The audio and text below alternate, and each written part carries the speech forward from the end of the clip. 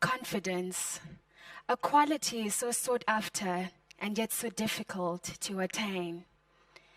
Every single day of our lives, we're given two options. Option 1, face your fears and grow. Option 2, take the shortcut. Don't even think of facing your fears, and well, you don't even have to go through the pain of building your confidence. There's this famous Japanese saying that I love. It says, fall down 7 times and get up 8. It's a measure of the kind of resilience, the level of perseverance that we should all aim to attain. And so today, I choose to talk to those of you who've decided to take the first option, the tougher option of the two, and that is to face your fears and grow. Those who are willing to allow themselves to fall not just once, not just twice, not even just 3 times, but fall over and over and over again, and still allow themselves to grow, to stand up, face their fears, and allow their confidence to be boosted. About 1.5 years ago, I was pursuing my studies at the Dominican Convent High School, one of the best schools in Zimbabwe, and I was playing basketball there. The school has different basketball teams for different age groups. However, it has a main basketball team called the Panthers. The Panthers is one of the best girls' basketball teams in Zimbabwe. So you can imagine how difficult it must be to get into the Panthers because they have a reputation to uphold. So I was shocked, really surprised, when one day my coach, Miss Lee, walked up to me and she said, Laura, I want you to try out for the Panthers team. Me? Try out for the Panthers team? I mean, I was a decent player, but the Panthers team was on another level. But anyway, that's not the only thing that shocked me. What she said afterwards is what shocked me the most. She said, you're hardworking on the court.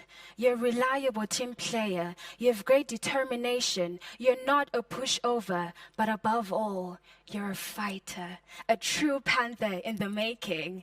Now that was amazing. That was off the charts. The thing you need to understand is that Miss Lee never readily gave out compliments. So when she gave you a compliment, it was from the bottom of her heart. You could feel that she really meant what she was saying. So I went down to the court and, as I was descending down the stairs to get onto the court, I could hear the girls already bouncing the ball, and I could feel the Panther spirit looming in the air. There was this feeling of determination. There was a smell of hard work, a smell of sweat that signified years of toil and hard work. I really was in the Panthers team. As much as that was exciting, it opened doors for the feelings of self-doubt to start trickling in. Was I really good enough to be in this team? Was I really a true Panther? Could I really make it in this team? We played a game after the training session, and I realized just how much I wasn't good enough. I was a terrible player. So we played. I saw the ball being passed left and right, but I felt useless. I couldn't pass the ball. I couldn't dribble. I couldn't even catch a ball. I had forgotten how to play. It was tough. And the painful thing is that this was not the only training session where I played my worst. No. My play just kept on deteriorating and deteriorating after each and every training session. It was difficult. I was torn apart. I was distraught. I was depressed. And so I remember one night calling up one of my friends and telling her about my experiences on the court. And she said, and I'll never forget, she said, Laura, you need to sit down and reflect. Sit down and reflect. I mean, here I was crying, tears literally streaming down my face, and she was telling me to reflect. Now, one thing I need you to understand is that I'm a teenager, and as teenagers, we don't reflect. The word reflect does not exist in our vocabulary. You tell me to reflect, and I want to run away. But you see, I was at a point in my life whereby I was willing to try anything and everything just to get my confidence going, just to make me live up to my dream of being a Panther. And so as foolish as it sounded, I reflected. And out of my reflection, I came to know that I had let the negativity get into my head so much that it was dictating my life on the court.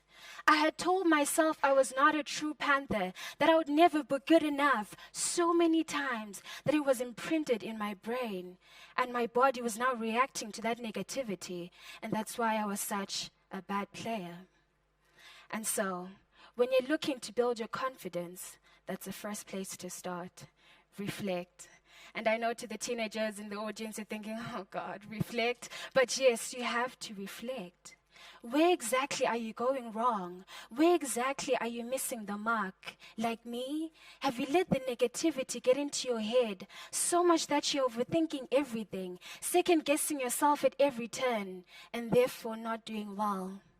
Or maybe there's a clash between your ideal self and your real self. Now, as human beings, we have two characters, our ideal self and our real selves.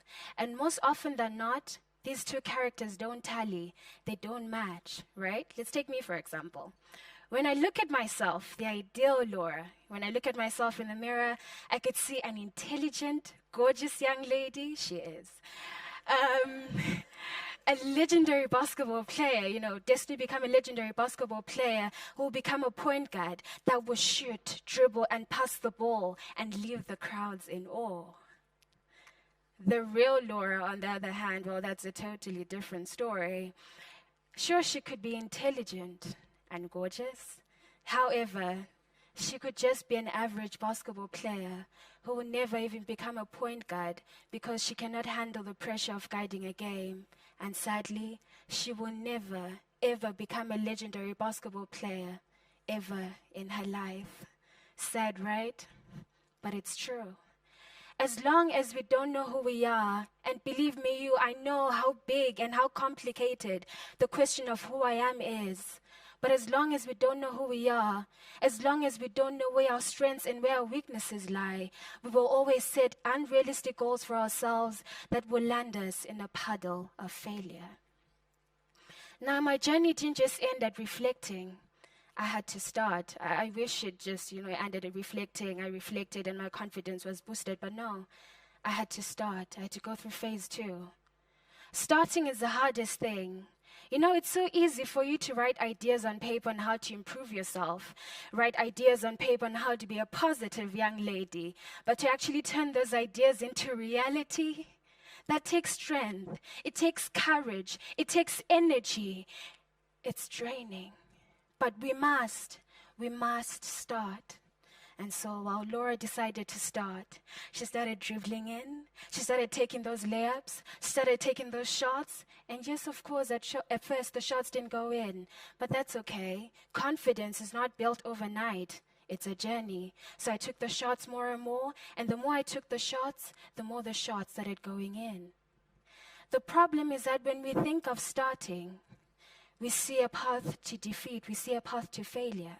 But I would like to encourage you and even encourage myself today, because I have a weakness in that area, to not see failure as a path to defeat, but rather as ground for growth. I became a better Panther player. I became a more relevant player. Instead of sitting on the bench the whole game, I started playing at first for 1 minute, and then 2 minutes, and then 3 minutes, and then the whole game. My confidence had now been built. Now, that's not to say that I'm this confident young lady and that I never feel scared and I never doubt myself. I still do in other aspects of my life, be it my academics, sports even on the court, or my private life when I meet new people. But I know that when I feel that wicked witch of low self-confidence tapping me on the shoulder, or those feelings of low self-doubt, trickling in, I simply go back to the drawing board. I stop, I reflect, and I start. Thank you.